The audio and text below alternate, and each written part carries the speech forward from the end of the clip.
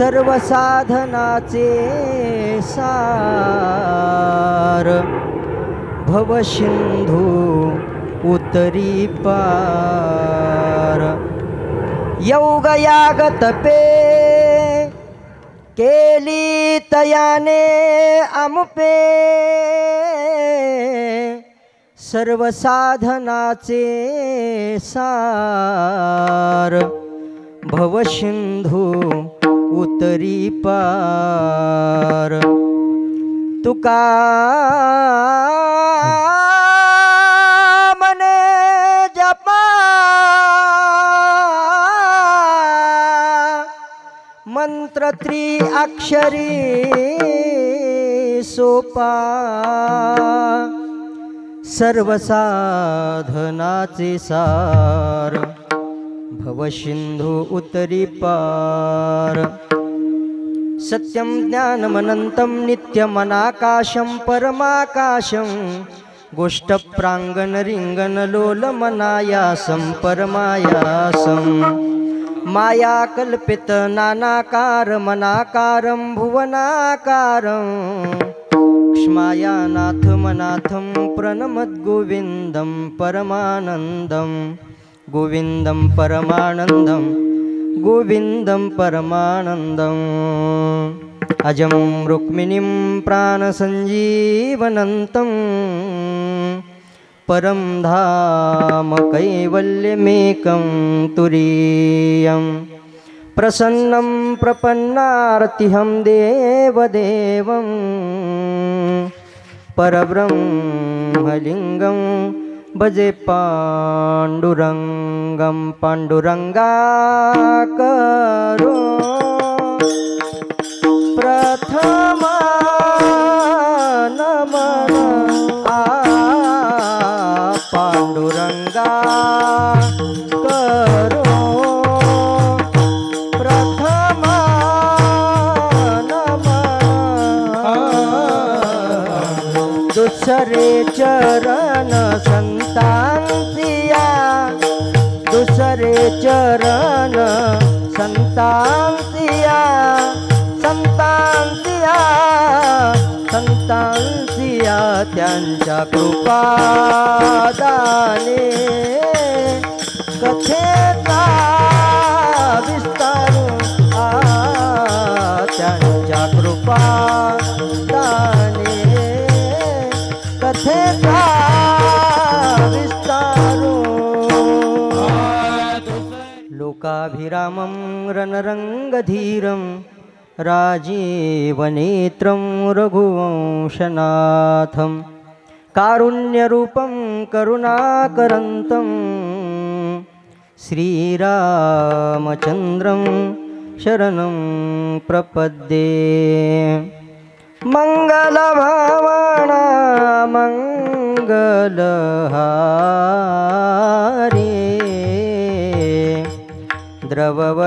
द्रववशुदशरथ अजिर बिहारी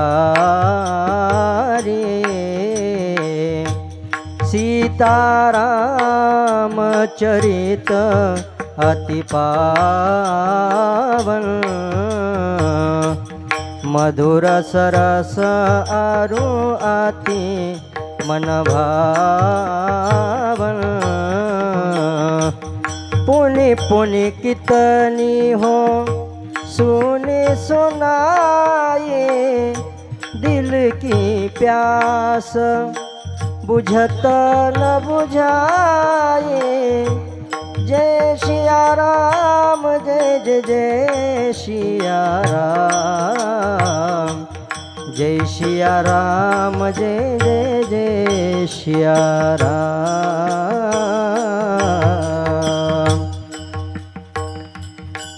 सदा पंढरीनाथ पादाब्ज भृंगम निवृत्तीश्वरानुग्रहात् प्राप्त तत्वं महेन्द्रायणी तीरभूमो वसन्तं समाधिस्थमूर्तिं भजे ज्ञा सेवे लागी सेवक झालो तुमच्या लागलो निज चरणा अहो स्वामी तुकया देवा, अहो स्वामी तुकया देवा, यावरी न करावा अभेरू. संपाद्य ज्ञानंच विधाय भक्तिं विलोकितो येन समाधिराजः. वैराग्यवन्तं सुविचारयुक्तं नमामि जोगं शिरसा गुरुन्तं. अखण्डानन्दरूपाय संविज्ञानप्रदायिने भवध्वान्तदिनेशाय श्रीगुंडाख्य गुरुवे नमः. आता माझे दंडवत तुमच्या संत चरणाशी, तुमच्या संत चरणाशी, तुमच्या संत चरणाशी. आता माझे दंडवत तुमच्या संत चरणाशी, तुमच्या संत चरणाशी, तुमच्या संत चरणाशी. आता माझे दंडवत तुमच्या संत चरणाशी, तुमच्या संत चरणाशी, तुमच्या संत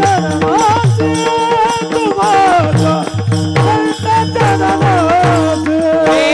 आता माझे दंडवत तुमच्या संत चरणाशी, तुमच्या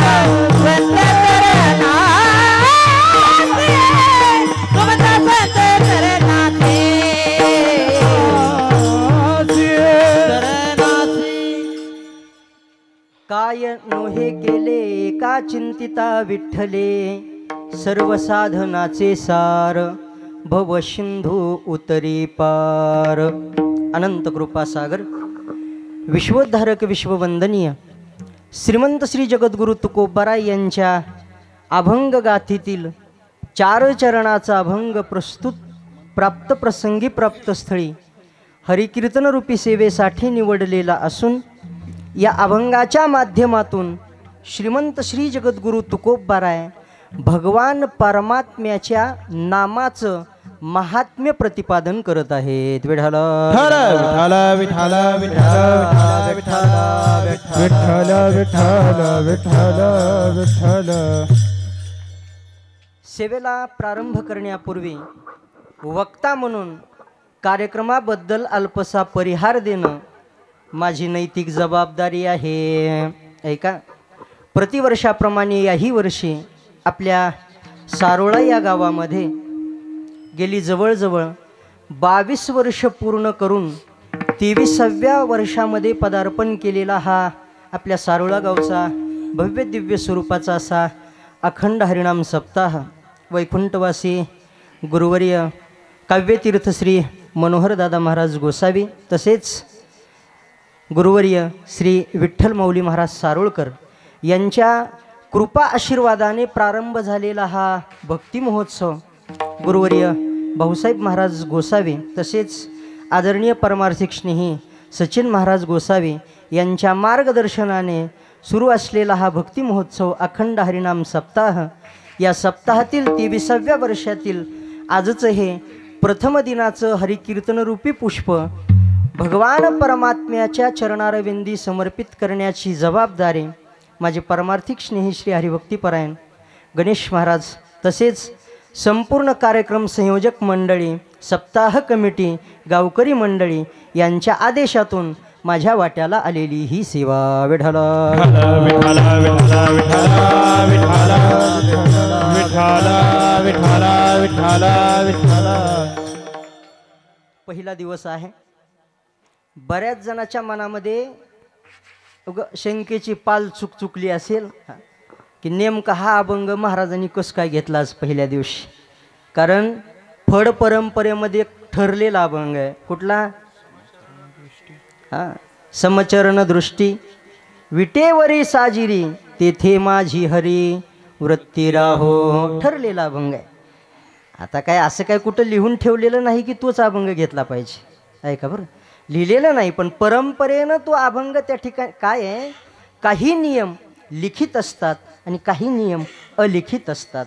भलेही तो अभंग घ्यावा असं कुठं लिखित नाही पण तो अलिखित अशा स्वरूपाचा नियम आहे. म्हणून करता तो अभंग फड परंपरेमध्ये घेतला जातो. पण ऐका, आपली त्या ठिकाणी संस्कृती किंवा परंपरा अभंग कोणता घ्यावा एवढ्या याच्यावरती नाही चालत. मग फक्त त्यातला भाव असा आहे की कुठल्याही कार्याला प्रारंभ करताना आपण कथेमध्ये मगा थोडाशी विचार केला मगाशी, कुठल्याही कार्याला प्रारंभ करत असताना मंगलाचरण करून प्रारंभ करावा हा मात्र नियम आहे. विठ्ठल विठ्ठल विठ्ठल विठ्ठल विठ्ठल विठ्ठल.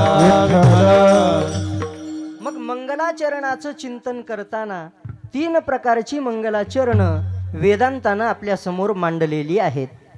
पहिला वस्तुनिर्देश रूप मंगल, दुसरा मंगलाचा प्रकार त्याला म्हणतात आशीर्वाद रूप मंगल, आणि मंगलाचा तिसरा प्रकार त्याला म्हणतात नमस्कार रूप मंगल. मग ऐका, वस्तुनिर्देश रूप मंगल या प्रकरणामध्ये येणारे जे अभंग आहेत त्यामध्ये समचरण दृष्टी विटेवरी साजिरी हा एक अभंग आहे की ज्या अभंगात मंगल असणाऱ्या वस्तूचा निर्देश केलेला आहे.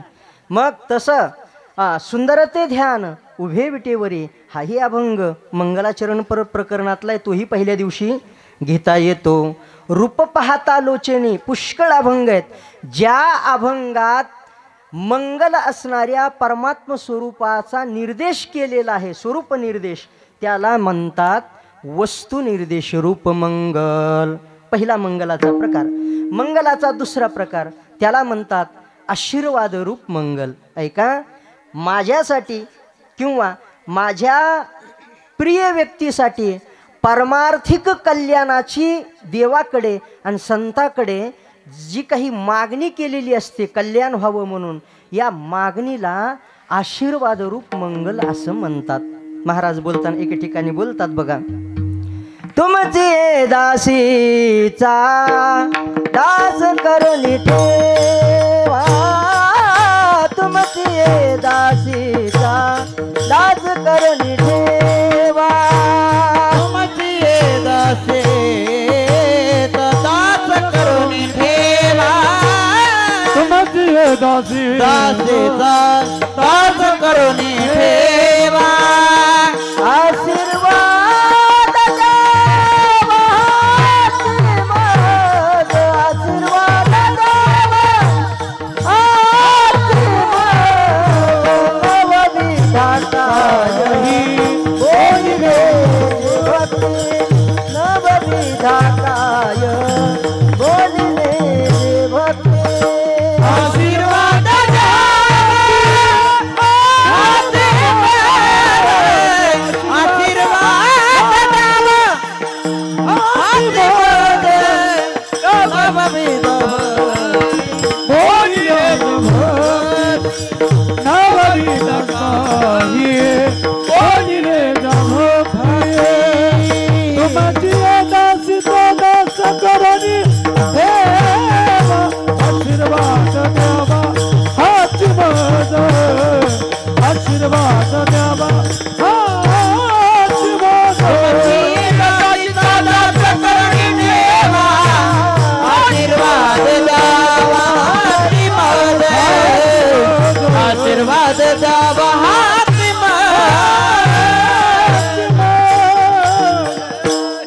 याला आशीर्वाद रूप मंगल असं म्हणतात. मंगलाचा तिसरा प्रकार त्याला म्हणतात नमस्कार रूप मंगल. प्रत्येक कीर्तनकार कीर्तनाच्या प्रारंभी महाराज नमस्कार रूप मंगल साधून कीर्तनाला प्रारंभ करतो. अगदी सर्वांच्या पाठातलं प्रमाण, पांडुरंगा करू प्रथम नमन, भगवान परमात्म्याला केलेला नमस्कार याला म्हणावं नमस्कार रूप मंगल. मग ऐका, आज सेवेसाठी घेतलेला जो अभंग आहे तो नेमका कोणत्या प्रकरणात मोडतो? भलेही हे 3 प्रकारची मंगल आहेत, पण दुसरा एक मंगलाचा प्रकार आहे. कुठला? किंवा मंगल तत्व आहे. जसं परमात्म्याचं स्वरूप मंगल आहे, परमात्मा मंगल आहे, तसं भगवान परमात्म्याचं नाम सुद्धा मंगल आहे. सकळ मंगळ निधी सकळ मंगळ निधी, सकळ मंगळ निधी, सकळ मंगळ निधी,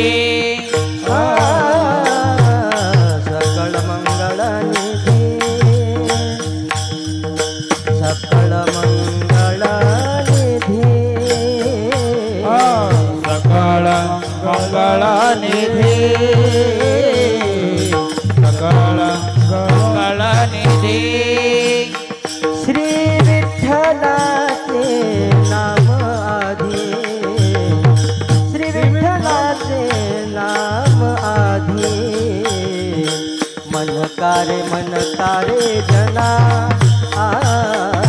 मनकारे जना श्री विठ्ठलाचे नामाधी श्री विठ्ठलाचे नामाधी मनकारे जना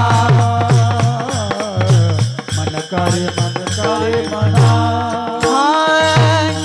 सकळ मंगळ निधी श्री विठ्ठलाचे नाम आधी श्री विठ्ठलाचे नाम आधी श्री विठ्ठलाचे नाम आधी सकळ मंगळ श्री विठ्ठलाचे श्री विठ्ठलाचे श्री विठ्ठलाचे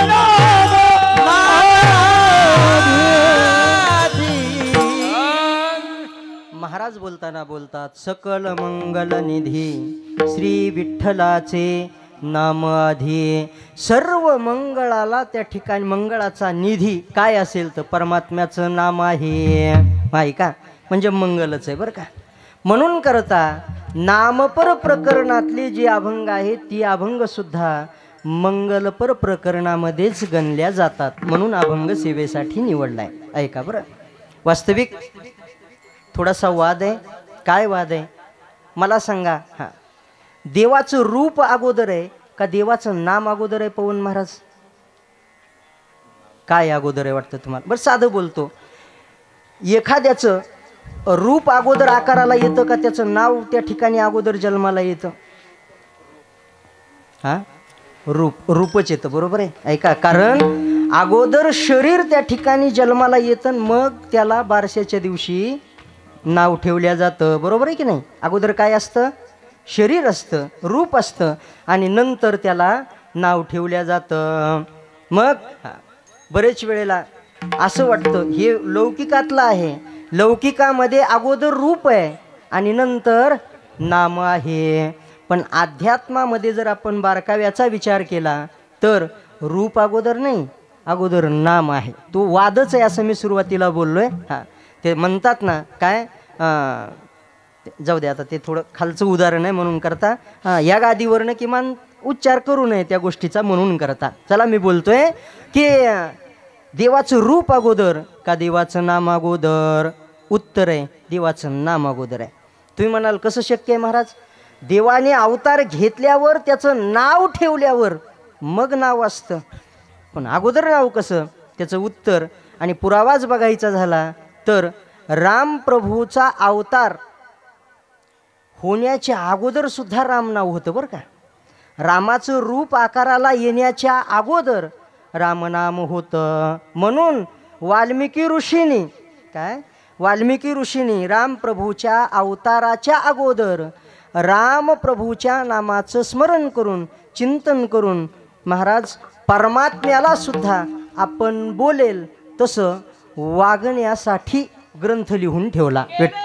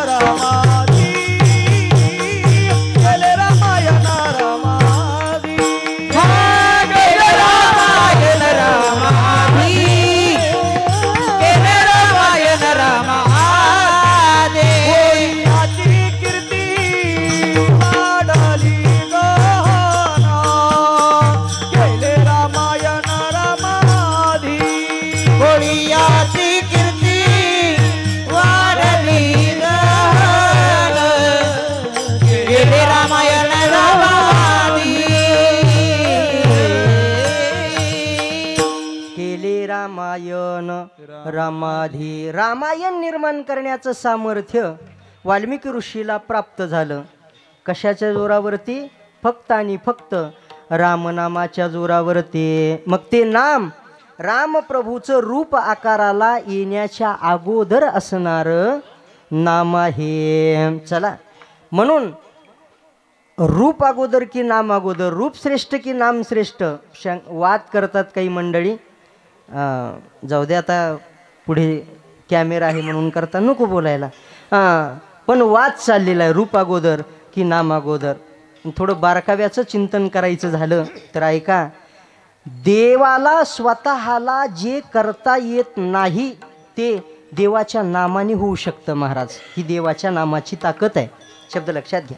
जे स्वतः देवाला करता येणार नाही ते काम देवाचं नाम करतं आणि सहज करतं, सुलभतेनं करतं. तुम्ही म्हणाल कसं काय? उदाहरणं देता येतात, ऐका. सर्वांना अगदी माहीत असणारी काही उदाहरणं आहेत. त्यामध्ये एक वेळेस हनुमंतराय महाराज असे बसलेले होते, त्यांचं चिंतन चाललेलं होतं. ते काय तुमच्या माझ्यासारखं बसल्यावर शांत बसणार नाहीत, किंवा बसल्यावर तुझं कसं चाललंय, मुलं किती आहेत, असलं तर काही बोलणार नाहीत. ते कोण? हनुमंतराय. शांत बसल्यावर त्यांचं चिंतन आपलं एकच सुरू. काय? अगदी बसले तरी, कुठेही असले तरी, चालत असले तरी हनुमंतराय सतत रामप्रभूचं चिंतन करत असतात महाराज. श्रीराम जय जय राम, श्रीराम जय जय राम. सतत भजन चालू आहे. आणि एवढ्या क्या सच में राम सेतू है? म्हणजे त्याला विचारायचं होतं, खरंच राम सेतू आहे का? राम सेतू खरा आहे का? त्याचं म्हणणं असं होतं, सच में राम सेतू है क्या? हां, मी त्याला उत्तर दिलं, बाबा सच में राम से तू है. ऐका, राम आहे म्हणून करता तू आहेस. राम नसता तर राम सेतूचं सोड तूच नसतास. विठ्ठला विठ्ठला विठ्ठला विठ्ठला विठ्ठला विठ्ठला. त्या सेतुबंधाचं कार्य चाललेलं असताना रामाने बघितलं वानर काय करतात.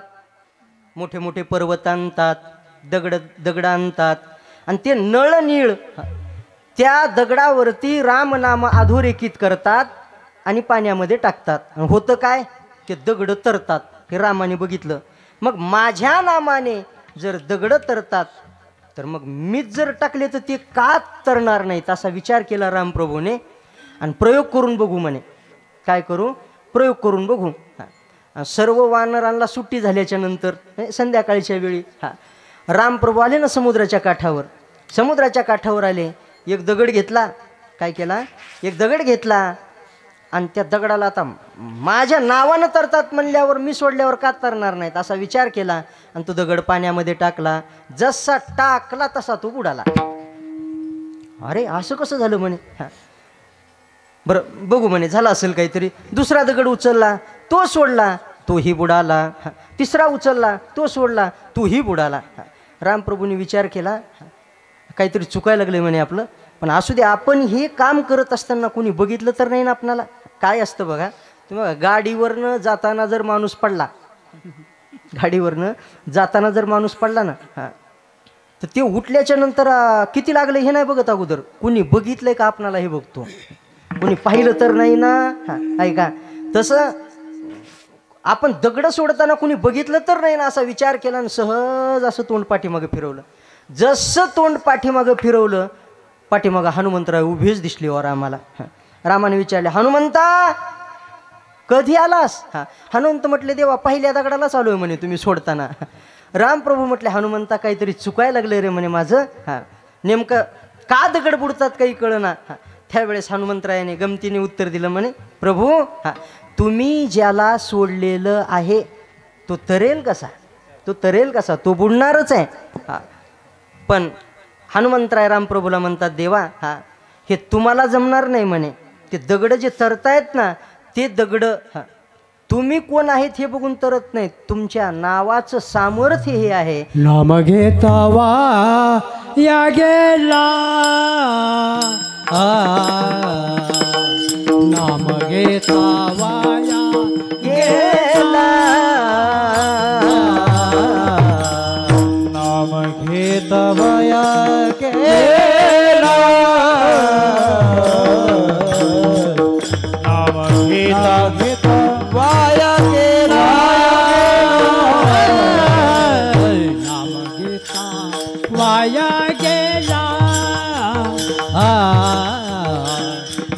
घेता वाया गेला नाम घेता वाया गेला वाया गेला नाम घेता वाया गेला ऐसा कोणी ऐकिला ऐसा ऐसा ऐसा कोणी ऐकिला ऐकिला सांगा तो तुम्हाची सांगा तो तुम्हाची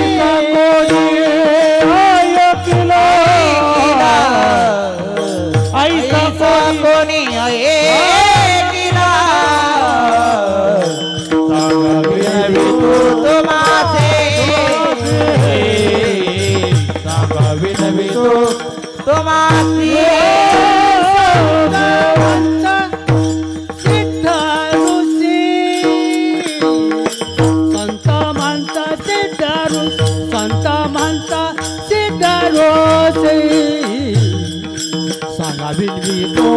तुम्हाची सांगावी तो तुम्हाची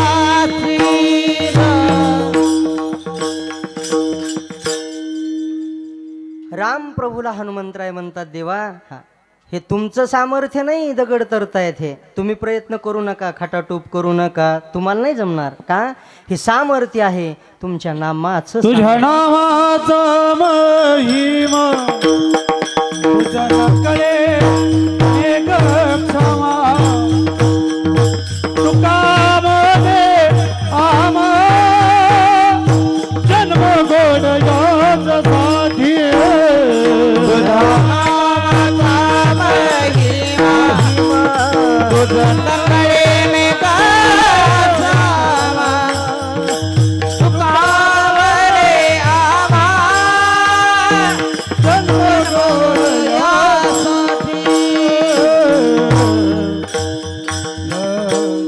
देवाच्या नामाचं सामर्थ्य ते तुला कळणार नाही तुझ्या नावाचं महत्त्व तुला माहीत नाही कसं माहीत नाही दुसरीकडे एके ठिकाणी तुकोबरायांनी काही उदाहरणं दिलीत बघा महाराज बोलताना बोलतात फुल असतं ना फुलामध्ये असणारा जो सुगंध आहे मकरंद आहे मकरंदात काय आनंद आहे हे फुलाला कळतं का हां त्या मकरंदाचा आनंद काय आहे फुलाला कळतं काय कळत नाही मग मकरंदातला जो आनंद आहे तो सेवन करतो फक्त भुंगा कोण भुंगा कुमोदिनी काय जाणे तो परिमळ भ्रमरस कळ भोगीत से चला सो परमात्म्याचं नाम देवाचं नाव देवापेक्षाही श्रेष्ठ आहे मला हे सांगायचं श्रेष्ठ आहे जे देवाला शक्य होत नाही ते देवाच्या नामानं शक्य होतं आणि आता कलियुगात तर ऐका नामच एकमेव साधन आहे जे आपलं कल्याण करू शकतं बाकीची साधनं अवघ्या वाटा झाल्या क्षीण कलीन घडे साधन उचित विधी विधान नकडे न घडे सर्वथा हो आता कलियुगात दुसऱ्या वाटा क्षीण झाल्यात म्हणे कलियुगी अवतार हरीच्या नामे हे कलियुगी उद्धार हरीच्या नामे कलियुगी उद्धार हरीच्या नामे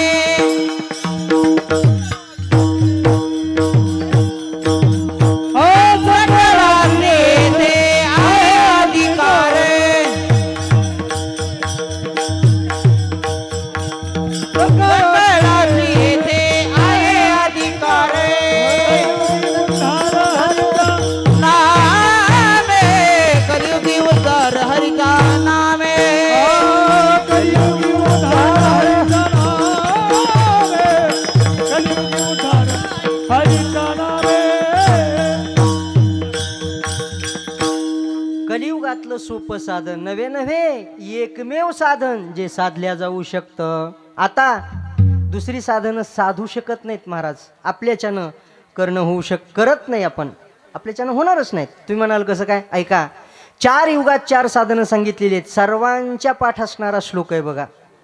क्रतय ध्यायते विष्णू त्रेतायाम यजतो मखे द्वापारे परिचर्यायाम कलोत हरि कीर्तनात. 4 युगातली 4 साधनं. क्रतय ध्यायते विष्णू, ध्यान नावाचं साधन कृतयुगात. त्रेतायुगातलं साधन आहे यज्ञ नावाचं. द्वापार युगातलं साधन आहे पूजा म्हणा किंवा सेवा म्हणा, 2 अर्थ होतात परिचर्या शब्दाचे. आणि कलियुगातलं साधन आहे भगवान परमात्म्याचं नाम. आता नाम सोडलं तर आपण बाकी 3 युगात सांगितलेली साधनं जे कल्याण करू शकतात, या 3 साधनाचं आता आपण अनुकरण करू शकतो का? ते 3 साधनं कुठले कुठले? ध्यान करू शकतो का आपण? आता ध्यान तुम्ही म्हणाल का? बरीच माणसं ध्यानाला बसतात, म्हणतात की नाही मला ध्यानाला बसायचं आहे, अमुक अमुक ध्यानाला बसला. आता शक्य नाही होत ते. कारण ध्यान हे साधन कलियुगातलं नाहीच आहे. ते साधन कुणाला सांगितलं हे लक्षात ठेवा. कुणाला? ते साधन आहे कृतयुगातल्या जीवासाठी. तुम्ही म्हणाल मग कलियुगात केलं तर? ते साधन कृतयुगातच साधलं जाऊ शकत होतं का? कारण त्यावेळेस माणसाचं आयुष्य होतं 1,00,000 वर्षाचं. किती? 1,00,000 वर्षाचं. तेव्हा कुठं प्रयत्न करून मन शांत करून ध्यान व्हायचं बरं का. आता मन शांत राहतं काय माणसाचं?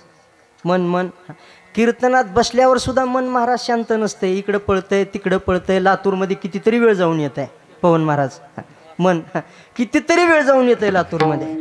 मग मला सांगा 1,00,000 वर्षाच्या माणसाला जे साधन सांगितलंय ते साधन 100 वर्षाच्या माणसानं करणं होईल का? माणसाला शक्यच नाही महाराज, होऊ शकत नाही. ऐका बरं ठीक आहे. मग त्रेतायुगातलं साधन आता होईल काय? त्रेतायुगातलं साधन आहे यज्ञ. आता होईल का यज्ञ? आता बरेच ठिकाणी आपण बघतो अमुक यज्ञ तमुक यज्ञ. यज्ञ करणं एवढं सोपं नाही मायबाप. एकच कठीणता सांगतो, यज्ञ आता आपण का करू शकत नाही. कारण सांगताना सांगतात ऐका, ज्याला यज्ञ करायचा आहे का त्यानं आपल्या घरातल्या लोकांची संख्या मोजायची. काय असतील ती 4, 5, 10 काय लोक असतील आपल्या घरात, सर्वांची संख्या मोजायची आणि आपल्या घरातल्या सर्वांना 12 वर्ष खायला पुरेल एवढं धान्य ज्याच्या घरामध्ये आज शिल्लक आहे ना त्याला उद्या यज्ञ करायला परवानगी आहे. आता मला सांगा 12 वर्ष पुरेल एवढं धान्य कुणाच्या घरात शिल्लक आहे आज? किती मोठा सधन शेतकरी राहू द्या, फार फार तर 1 वर्षाचं धान्य एखाद्याच्या घरी असू शकतं. 12 वर्ष पुरेल एवढं धान्य कुणाच्या घरी आहे? म्हणून आता आपण यज्ञ करू शकत नाही. मग आता द्वापार युगातलं जे साधन आहे कुठलं? पूजा. करू शकू का आपण? पूजा करतो का? नाही करत महाराज, आपल्याच्यानं होऊ शकत नाही. तुम्ही म्हणाल का? बरीच माणसं म्हणतात आम्ही पूजा केली, मला पूजा करायची आहे. ऐका, उगी समाधान मानून घ्यायचंय की मी देवपूजा करतोय, पण खरंच जर चिंतन केलं तर आपण आता देवपूजा सुद्धा करू शकत नाही. तुम्ही म्हणाल का? याचं कारण आहे, देवपूजा कशाला म्हणतात हे अगोदर समजून घ्या. कशाला म्हणतात? यथा देहे तथा देवे, त्याला म्हणतात देवपूजा. जे जे मला लागतं ते ते देवाला देणं याला काय म्हणतात? देवपूजा म्हणतात. मग आता चिंतन करा आपणाला. सकाळी आंघोळीपासूनचं चिंतन करा. आंघोळ झाल्याच्या नंतर आपण, मी सतत म्हणत असतो, आपलं अंग किती व्यवस्थित पुसून घेतो महाराज टॉवेलनं, बरोबर आहे ना? व्यवस्थित पुसून घेतो. अगदी कुठेच डोळ्याच्या आजूबाजूला कुठेच पाणी राहणार नाही याची दक्षता घेतो. कानात पाणी राहणार नाही याची दक्षता घेतो. मग कधीतरी देवाला स्नान घातल्यावर आपण देवाला असं उचलून प्रेमाने हातात घेऊन असा कधी विचार केला आहे का, मी जे आता देवाला आंघोळ घातली आहे हे पाणी जर देवाच्या डोळ्यात गेलं तर माझ्या देवाला याने त्रास होईल, असं कधी मनात वाटतं का आपल्या? नाही वाटत. हे पाणी परमात्म्याच्या कानात गेलं, नाकात गेलं तर परमात्मा आजारी पडेल, असं कधी त्या मूर्तीकडे बघून वाटतं का आपणाला? उलट ऐका, आपण देवाकडे बघताना त्या चेतना आहे ही धारणाच त्या ठिकाणी बाळगू शकत नाही. ती एक मूर्ती आहे आणि अचेतन आहे, एवढाच भाव आपल्या मनामध्ये असतो. म्हणून म्हणतोय की आपण आता देवपूजा करू शकत नाही. मला सांगा चहा किती वेळ लागतो प्रामाणिकपणे आपणाला? प्रामाणिकपणे सांगा की किती वेळ आपणाला लागतो चहा? 2 वेळ तरी माणूस पित असेल की महाराज, 2 वेळ तरी. मग मला सांगा देवाला चहा किती वेळ देतो आपण? देतो काय? देत नाही. बरं जेवायला किती वेळ लागतं आपणाला? कमीत कमी 2 वेळ तरी, सकाळ संध्याकाळ. देवाला नैवेद्य किती वेळ असतो आपला? एकदा. बरं आता ऐका. ते नैवेद्य दाखवायचं, आपण देवाला नैवेद्य दाखवतो महाराज. काय करतो? दाखवतो. चारतो काय? नाही. ते आपल्याकडे शब्द प्रयोगच ठरलेला आहे. देवाला नैवेद्य दाखवून येतो, देवाला नैवेद्य दाखवायला चाललोय. ऐका, म्हणजे फक्त दाखवायचं आहेस त्याला, बघ असा नैवेद्य आहे, लगेच ताट घ्यायचं की निघालो परत. ऐका, आपणाला जे जे लागतं ते देवाला देणं, याला काय म्हणतात? पूजा म्हणतात. आपणाला संध्याकाळी झोपताना अशी मऊ त्या ठिकाणी गादी लागते, बरोबर आहे. आपलं त्या ठिकाणी एक स्वतंत्र बेडरूम असते, बरोबर आहे. मग क्वचित काही मंदिरं सोडली तर, घराचा तर विषय सोडून द्या, आपल्या घरामध्ये देवपूजा झाल्याच्या नंतर किंवा संध्याकाळच्या वेळी भगवान परमात्म्याला आराम करण्यासाठी शयनगृहाची व्यवस्था केलेली आहे का आपण? पंढरपूरमध्ये आहे विठ्ठल मंदिरात शयनगृह, पण आपल्याकडे आहे का? नाही. मग ऐका, जे आपणाला लागतं ते जर आपण देवाला देत नसू तर आपणाला म्हणण्याचा अधिकार नाही की मी पूजा करतोय. विठ्ठल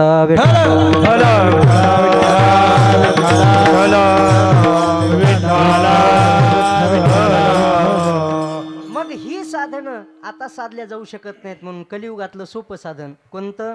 तेने नारायण देईल भेट, तेने नारायण देईल भेट,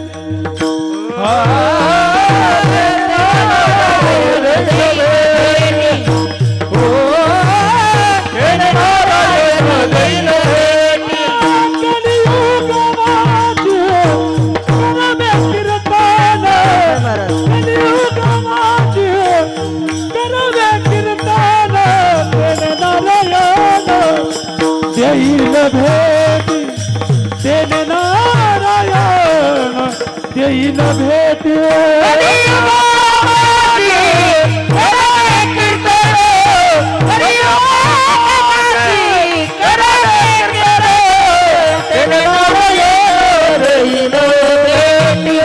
तेने नारायण देईल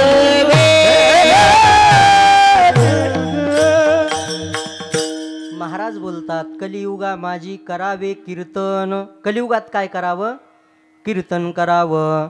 तुम्ही म्हणाल महाराज मग आमचं अवघडच आहे की हो, का आम्हाला कुठं कीर्तन येते असं तुम्हाला वाटेल बरं का. कारण महाराज म्हणतात कीर्तन केल्याच्या नंतर देव भेटतो. पण ऐका, कीर्तन करणं म्हणजे देवप्राप्तीचं साधन म्हणून जे कीर्तन सांगितलंय ते हे असं पटका बांधणं, एखादा अभंग घेणं, कंबर बांधणं, एखाद्या अभंगावर बोलणं, हे कीर्तन म्हणजे देवप्राप्तीचं साधन साधू संतांनी सांगितलंय असं नाही. तिथं आलेला कीर्तन शब्द हे नाम कीर्तन या अर्थाचा आहे.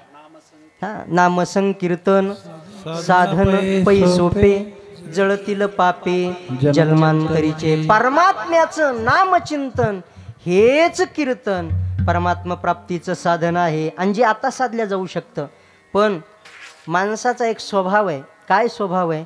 ज्याची किंमत कमी आहे, जे दिसायला लहान आहे, ऐका, किंवा जे सहज प्राप्त आहे, अशा गोष्टीबद्दल माणसाच्या मनात मानावा तेवढा आदर नसतो. महाराज शब्द लक्षात घ्या बरं. जे सहज प्राप्त आहे त्याचा जेवढा आदर करायला पाहिजे तेवढा आदर नाही आपण करत. मला सांगा, आपल्या प्रत्येकाच्या घराच्या दारामध्ये असलेला तुळशीचा वृक्ष, तुलसी सामान्य का? सामान्य का? नाही. पण त्या तुळशीबद्दल जेवढा आदर आपण अंतःकरणात बाळगायला पाहिजे, परमात्म्याला प्रिय असणारी तुळशी आहे महाराज ती, पण आपण तेवढा तिचा आदर बाळगतो का? नाही बाळगत. का? ते नित्य उपस्थित आहे, सतत त्या ठिकाणी जवळ आहे म्हणून करता. आणि जे सतत जवळ असतं महाराज त्याचं तेवढी किंमत वाटत नाही. तसं देवाचं नाव अगदी सोपं आहे. काय आहे? अगदी सोपं आहे. मला सांगा, आता मला कुठल्या देवाला नावं ठेवायची नाहीत बरं का, मला सांगा हां, पंढरपूर एक पंढरपूरला देव आहे आणि इतर ठिकाणी काही देव आहेत बघा. हां, तिथं गेल्यावर सहजासहजी देवाचं दर्शन होत नाही, सहजासहजी दर्शन होत नाही. हां, ते असं काही हे केलेले असतात, त्याच्यामध्ये कोंडतात महाराज 4-4, 5-5 तास. काय 100, 200, 400 माणसं कोंडतात असे आणि एकदमच सोडतात. जाऊ दे, आता मला कुठल्या देवाचं नाव घ्यायचं नाही, फक्त एवढं मला बोलायचं आहे. हां, आणि एकदम सोडतात. माणसाला वाटतं तिथं लोईच मोठा देव आहे काय की. अरे सर्वांचा इथं बाप बसलेला आहे, पण गंमत अशी आहे हा सहज उपलब्ध आहे म्हणून करता. याच्याबद्दल जेवढा आदर पाहिजे तेवढा आदर अंतःकरणामध्ये नाही, सहज उपलब्ध आहे. तसं देवाचं नाम सोपं आहे. मग काही जण म्हणतात महाराज ध्यानानं जे मिळेल, ऐका, यज्ञाने जे मिळेल, पूजा करून जे मिळेल ते काय नामचिंतन करून मिळेल का, असं काही जणाला वाटतं बरं का. ध्यान म्हणजे अवघड आहे आणि त्या अवघड साधनानं मिळणारं फल कुठं नामचिंतनानं मिळत असतं का, असं म्हणणारा एक वर्ग आहे. ऐका, त्यांच्यासाठी तुकोबाराय बोलतात बाबा, ऐका, भलेही साधं बोलतो, एक प्रसंग सांगतो आपल्यासमोर. ऐका, देवाचं नाव दिसायला छोटं आहे जसं म्हणतात ना. असू द्या असू द्या असू द्या मामा, असू द्या.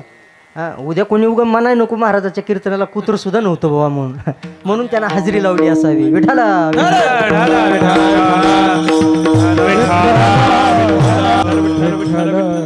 ऐका, देवाचं नाव दिसायला सोपं आहे, पण बाकीच्या साधनानं जे शक्य होणार नाही ते देवाचं नाम त्या ठिकाणी करू शकतं बरं का.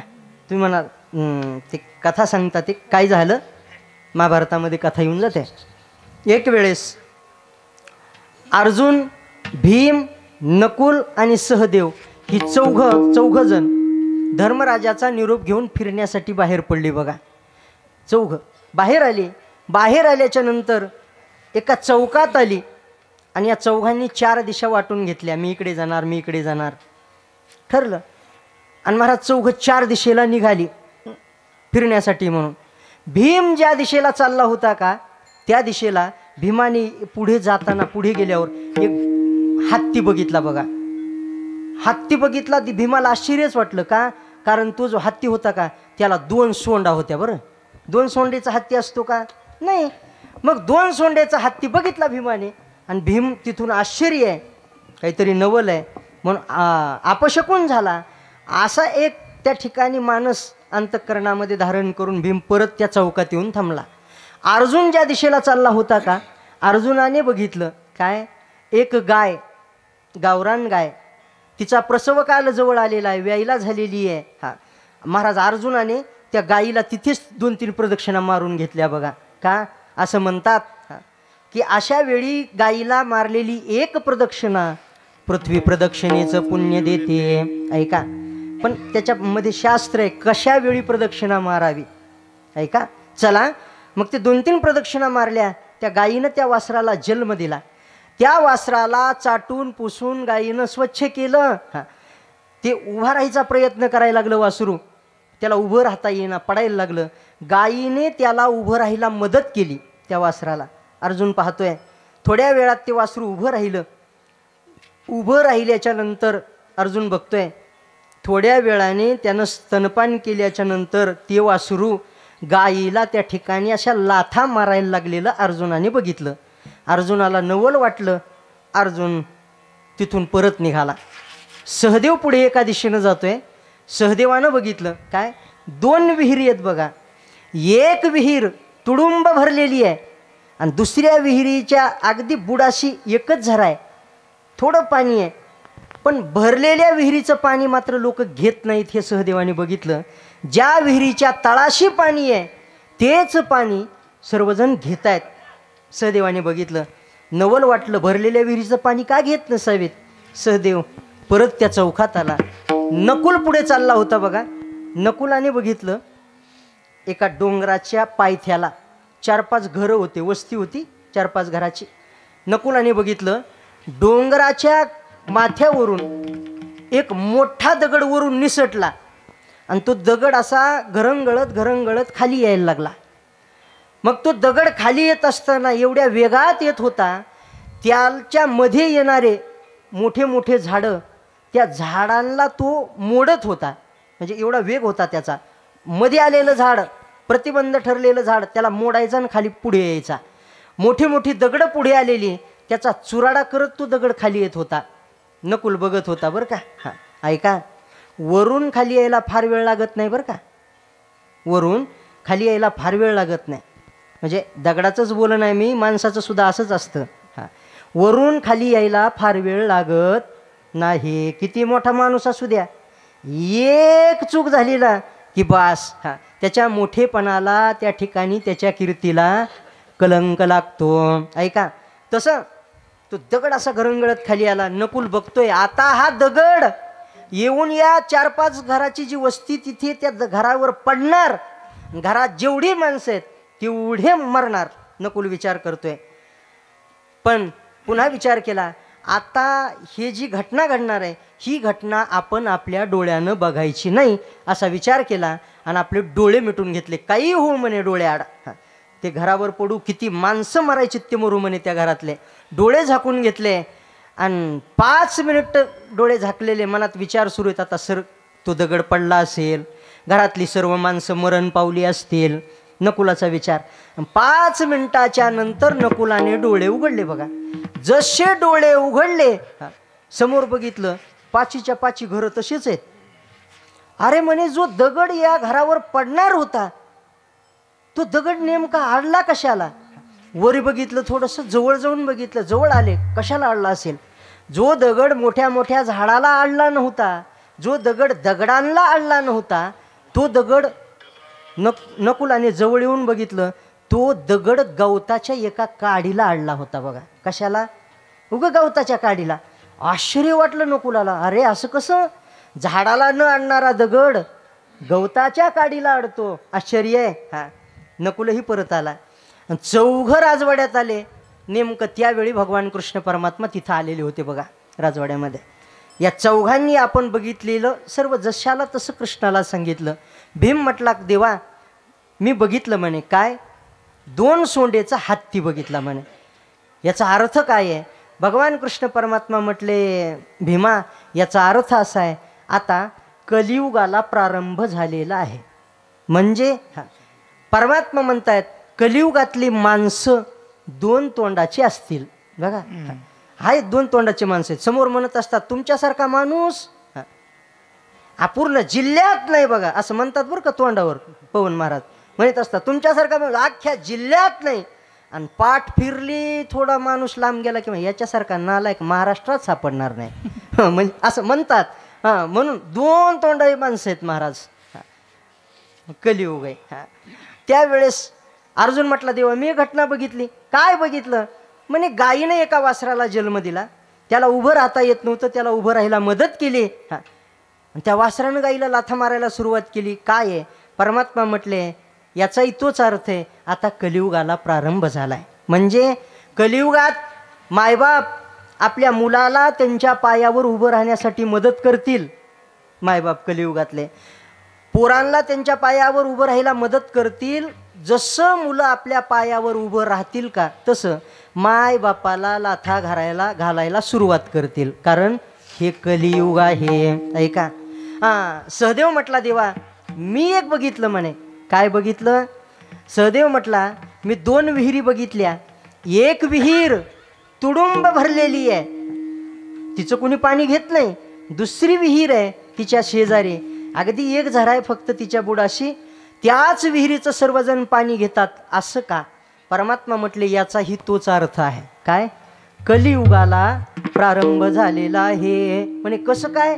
परमात्मा म्हटले या कलियुगात ज्यांच्या विहिरी भरलेल्या आहेत का, ज्यांच्या विहिरी भरलेल्या आहेत ते इतरांची तहान भागवू शकणार नाहीत. ऐका, ज्यांच्या विहिरीच्या अगदी तळाशी पाणी आहे, विहिरी म्हणजे कळालं का?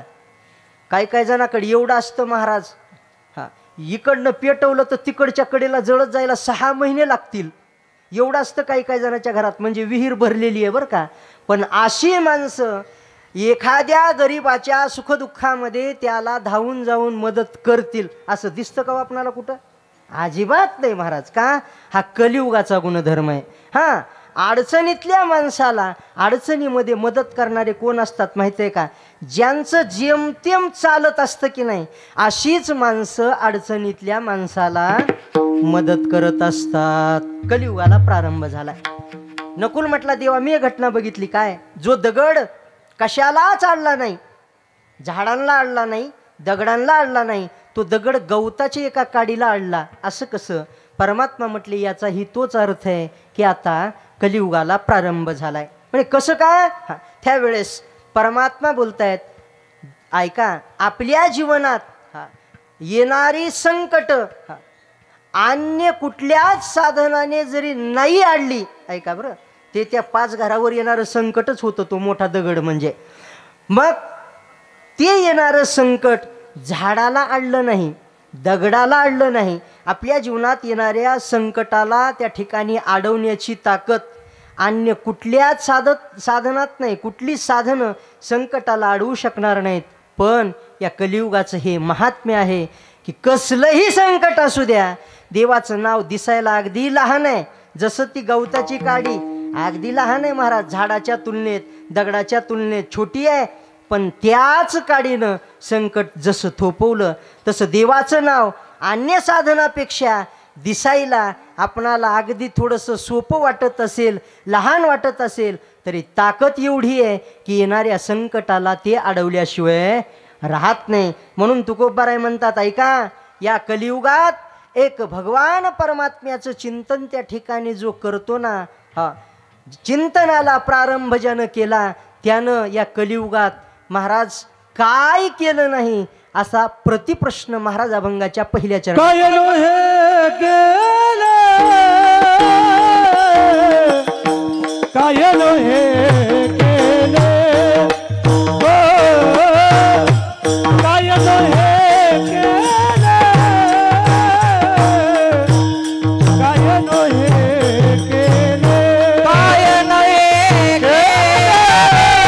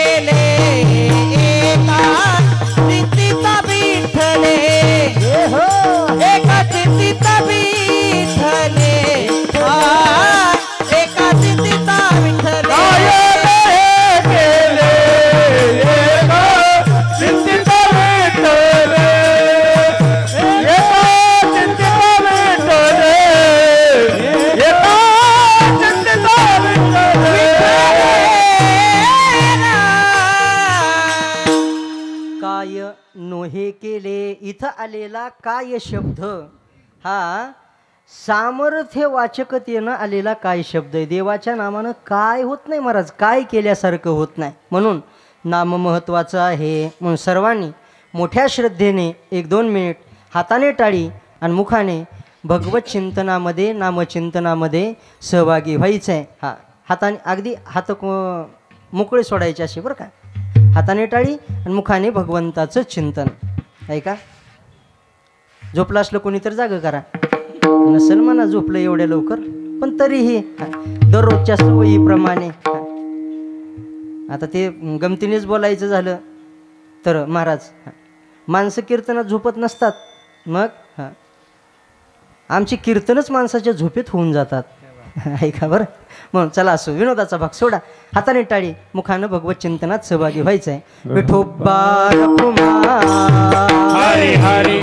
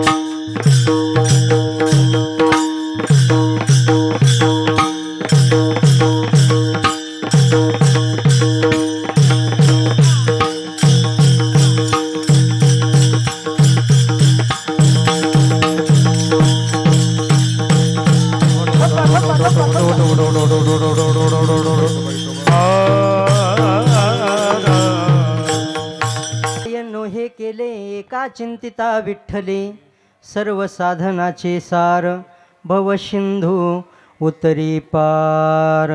भगवान परमात्म्याचं त्या ठिकाणी नाम महाराज बोलताना बोलतात, त्यामध्ये एवढी ताकद आहे की नामचिंतन जो करतो त्यानं सर्व काही केल्यासारखं होतं. काय नो हे केले एका चिंतिता विठ्ठले. चिंतन कारण हा चित्ताचा विषय बरं का. चिंतनाने काय होतं, विठ्ठल नामाचा त्या ठिकाणी इथे उल्लेख केलेला आहे. ऐका, कोणाला म्हणतात विठ्ठल? विठ्ठल कोण आहे? विदाज्ञानेन ठानाती लानाती गृह्णाती ती विठ्ठला. हा अर्थात ज्ञानी माणसांना, ज्ञानी लोकांना तर कोणी जवळ करतं, पण ज्यांच्याकडे ज्ञान नाही, अज्ञानी आहेत, अशांनाही जो आपलंसं करतो. मूढ पापी जैसे तैसे उतरी कासे लावणी. हेच विठ्ठल नामाचं त्या ठिकाणी अर्थ आहे. चला, पण चिंतन फार महत्त्वाचं आहे. काय होतं चिंतनाने? आपल्याकडे म्हणतात चिंतनी तदरूपता. आपण ज्याचं चिंतन करतो आपणाला ते स्वरूप प्राप्त होत असतं. काय झालं बघा, एक वेळेस सीतामाता अशोकवनामध्ये लंकेमध्ये थोडे एके दिवशी रडायला लागल्या. त्रिजटेनं विचारलं, आईसाहेब काय झालं, का रडताय? सीतामाता म्हटल्या, काही नाही, असंच रडते. नाही, काहीतरी कारण असेल. कारण ज्ञानी माणसं कोणतीही क्रिया करताना ती काय उगीच करत नाही, त्याच्या पाठीमागे काही ना काहीतरी कारणच असतं. ऐका, सीतामाता रडतायत म्हणजे काहीतरी कारण असलं पाहिजे. विचारलं, का रडताय? खूप असं खोलून विचारल्यावर मग सीतामाता म्हणतायत, त्रिजटी ऐक, ते जे झाड आहे ना म्हणे, त्या झाडाकडे बघून मी रडते. आता झाडाकडे बघून रडावं कशी? त्याने रडू नये, पण रडत होत्या. त्रिजटीनं विचारलं, का रडताय झाडाकडे बघून? सीता म्हटली, फक्त झाडाकडे बघून रडत नाही, ती जी उजव्या बाजूला गेलेली फांदी आहे ना, त्या फांदीकडे बघून रडते म्हणे, त्या फांदीला बघून. हां, त्रिजटा म्हटली फांदीला बघून तरी तुम्ही का रडताय? सीतामाता म्हटल्या फक्त फांदी बघू नको, थोडं जवळ जा. त्या फांदीला एका भिंगुरटीनं घर केलेलं आहे म्हणे. शास्त्रामध्ये आलेलं नाव भिंगुरटी आहे. आपल्याकडे व्यवहारामध्ये आपल्याकडे त्या भिंगुरटीला कुंभारीन असं म्हणतात बघा. कुंभारीन बघितली का? हां, बघितलेली असेल. ते घरात वगैरे घरं करते बघा ती कुंभारीन. हां, ती कुंभारणीचं घर आहे म्हणे त्या फांदीला. त्या कुंभारणीच्या घराला बघून मी रडते, सीतामाता म्हटल्या. त्रिजटा म्हटली कुंभारणीच्या घराला बघून तरी तुम्ही का रडताय? सीता म्हणताय त्रिजटे ऐक, कधीतरी मागे एके दिवशी त्या कुंभारणीनं एक आळी पकडली म्हणे कुठून तरी, आणि ती पकडून आणलेली आळी तिनं आपल्या घरामध्ये ठेवली. आणि घरामध्ये आळी ठेवल्याच्या नंतर त्या कुंभारणीनं काय करावं? इकडनं तिकडनं यावं, त्या आळीला चावावं, इकडनं तिकडनं यावं, त्या आळीला त्या ठिकाणी चावावं कुंभारणीने, बरं का. आता ऐका, कुंभारीण आणि आळी हे विजातीय आहेत बरं, सजातीय नाही आहेत. कुंभारीण वेगळी आहे ना आळी वेगळी आहे. पण त्या आळीनं त्या कुंभारणीचा एवढा ध्यास घेतला, ऐका, एवढा ध्यास घेतला, त्या आळीला वाटायचं इकडनं येऊन चावेल, तिकडनं येऊन चावेल, इकडनं येऊन चावेल, तिकडनं येऊन चावेल. या ध्यासामुळे परिणाम असा झाला. ध्यास कुणाचा घेतला? कुंभारणीचा घेतला. होती आळी, पण कुंभारणीच्या ध्यासाने आळी, महाराज आळी राहिलीच नाही, तिलाच एके दिवशी पंख फुटले आणि कुंभारीण झाली.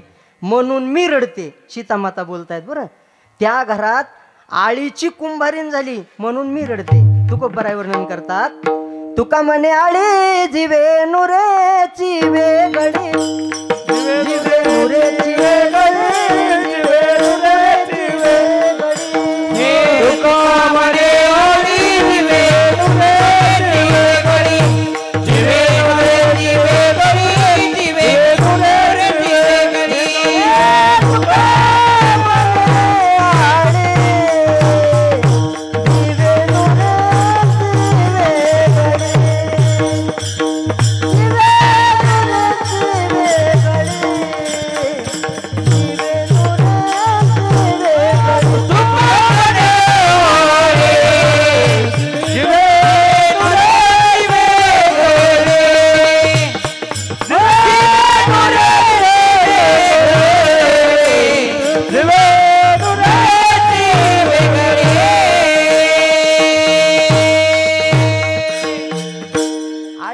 आळी राहिली नाही, कुंभारीण बनली, ऐका, म्हणून मी रडते.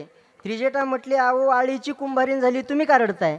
सीता म्हणते त्रिजटे ऐक, 2-4 महिने झालं बघ, राम तिकडे आणि मी इकडे आहे. मी सारखं रामाचं चिंतन करते. कोण?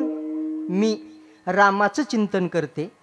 जर एक आळी कुंभारणीच्या चिंतनाने कुंभारीण होत असेल तर मी सीता रामाचं चिंतन करून करून करून जर राम झाले तर, सीता म्हणते बरं, मी जर राम राम म्हणता चिंतन करता करता, कारण ती नामाची ताकदच आहे, राम म्हणता रामची होई जे.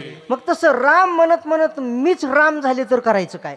सीता म्हणतात तिकडे एक राम, अशोकवनात एक राम, आमचा जोडा गेला म्हणून मी रडते. पण त्रिजटा लय हुशार महाराज. त्रिजटेनं सीतेला म्हटल्या आई साहेब तुमचा जोडा कुठं जात नाही म्हणे. कसं काय? त्रिजटा म्हणते आई साहेब इथं अशोकवनातली सीता रामाचं चिंतन करते म्हणे, आणि तिकडं असणारा राम सीतेचं चिंतन करतोय. जर इथली सीता रामाच्या चिंतनाने राम झाली तर तिकडचा राम सीतेच्या चिंतनाने सीता झाल्याशिवाय राहणार नाही. हा कशाचा परिणाम? चिंतनाचा परिणाम. एका चिंतिता, चिंतन फार महत्त्वाचं आहे. पण इथे महाराजांनी विठ्ठल आपला आराध्य दैवत त्यांचा विचार केला. एका चिंतिता विठ्ठले. का? कारण देवाचं नाम बाकीच्या सर्व साधनात, सर्व साधनाचे सार, सर्व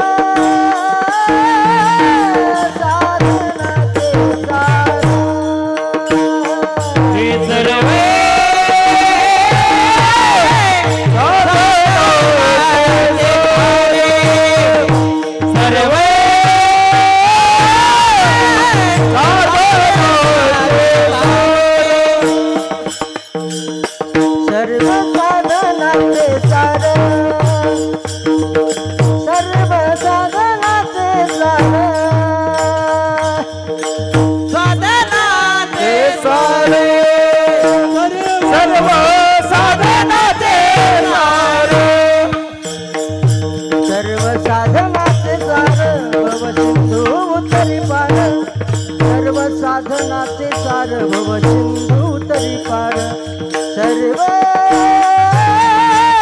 साधनाचे सार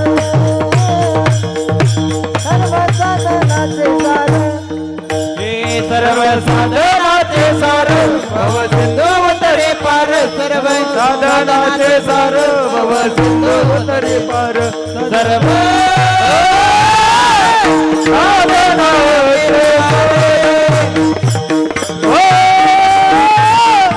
साधनाचे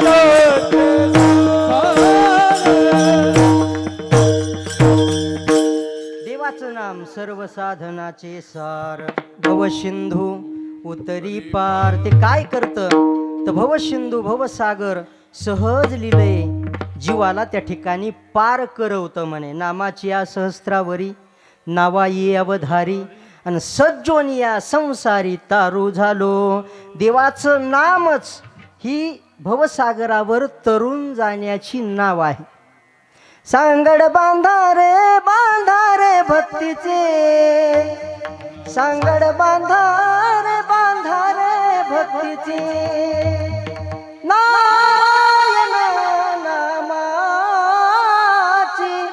सांगड बांधारे भक्तीचे देवाचं नाम हीच एक नाव आहे आणि ते साधन कसं आहे तर सर्व साधनाचे सार सार त्या ठिकाणी हे साधन आहे बरं ऐका ज्यानं नामचिंतन केलं त्यानं महाराज अगदी कठीणातले कठीण काही साधन आहेत ते भरपूर केल्यासारखे होतात म्हणे योग याग तपे योग याग तपे योग याग तपे योग याग केले तयाने आमुपे केले तयाने आमुपे सर्व साधनाचे सार सर्व साधनाचे सार केली तयाने आमुपे केली तयाने आमुपे सर्व साधनाचे सार सर्व साधनाचे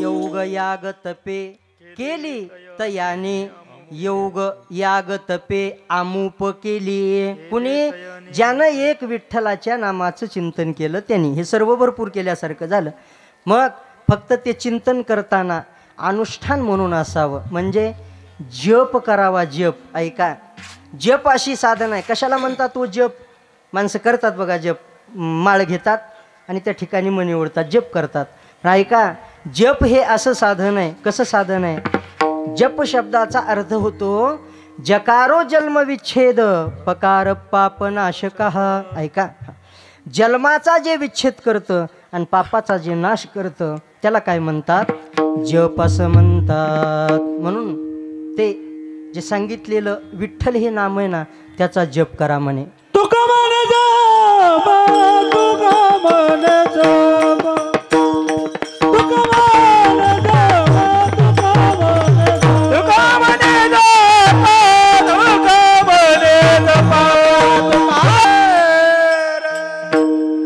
तुका म्हणे जपा मंत्र अक्षरी सोपा सर्व साधनाचे सार भवसिंधू उतरी पार यथामती यथावकाश नियोजित वेळेत बरोबर सुरुवात 9:15 9:30च्या दरम्यान झालेली होती 10-15 मिनिट पुढे गेलो आहे मला याची कल्पना आहे पहिला दिवस आहे थोडंसं मागं पुढं 15-20 मिनिटांनी त्या ठिकाणी होतच असतं प्रत्येक ठिकाणी असो जेवढं शक्य झालं तेवढं थोडंफार पूर्णच अभंगाचा भाव मला मांडता आला आहे असं त्या ठिकाणी कोणीच म्हणू नये बरं का म्हणजे मीच नाही असं कुठल्याच महाराजांनी म्हणू नये की मी अभंगाचा पूर्ण भाव मांडला म्हणून शक्यच नाही अभंगातला नेमका भाव आहे तो फक्त आणि फक्त जगद्गुरु तुकोबार आहे आणि भगवान परमात्म्यालाच माहीत फक्त आपण एक अंदाज बांधायचे परंपरेने अभंगाचे जे अर्थ सांगत आलेत तसं त्या ठिकाणी आपण सांगत चालायचं. असो, सर्वांनी सुंदर सहकार्य केलं. उपस्थित सर्वच महाराज मंडळी, याच्यामध्ये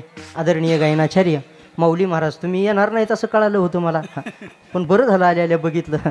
माऊली महाराज, आदरणीय गणेश महाराज, तसेच आपल्या सप्ताहाचे त्या ठिकाणी व्यासपीठ चालक आदरणीय अमर महाराज, तसेच गायनाचार्य भजनप्रेमी आदरणीय श्री हरिभक्तीपरायण अरुण महाराज, आणि ज्यांच्या मार्गदर्शनाखाली हा सप्ताह त्या ठिकाणी चालतो आहे आदरणीय सचिन महाराज, तेही इकडे उपस्थित आहेत. टाळ घेऊन सुंदर अशी पकवाजाची साथ केली आदरणीय पवन महाराज. इकडेही माईकवरती उभे असणारे दोन्ही त्या ठिकाणी महाराज मंडळी, नावं फक्त माहीत नाहीत त्यामुळे हां, सोनवती गाव आहे का, सोनवतीकर त्या ठिकाणी भजनी मंडळी.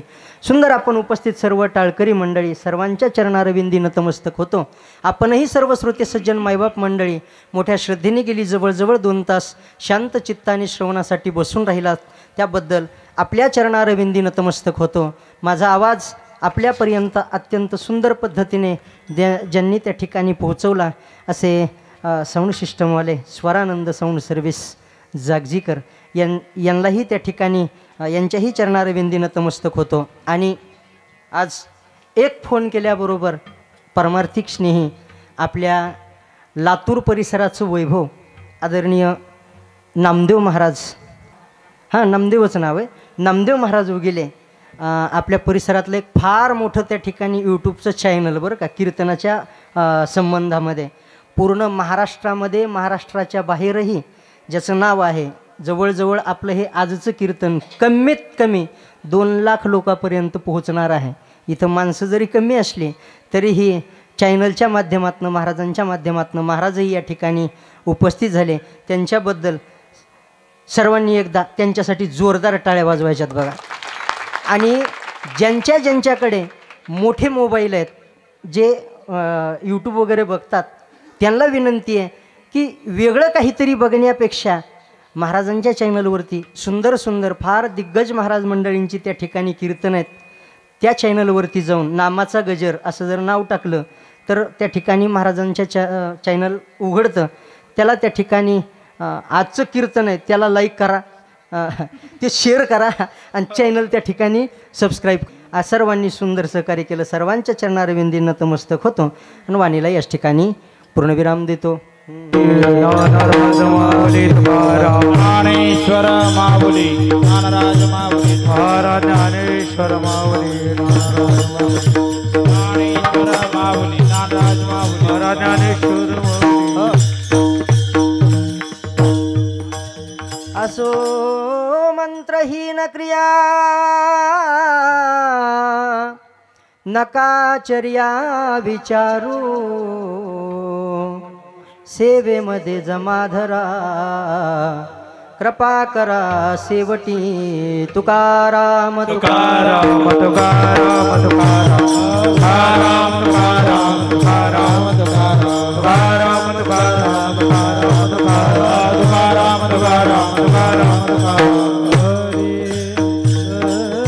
जय जय विठ्ठल जय विठ्ठल जय जय विठ्ठल जय विठ्ठल जय विठ्ठल.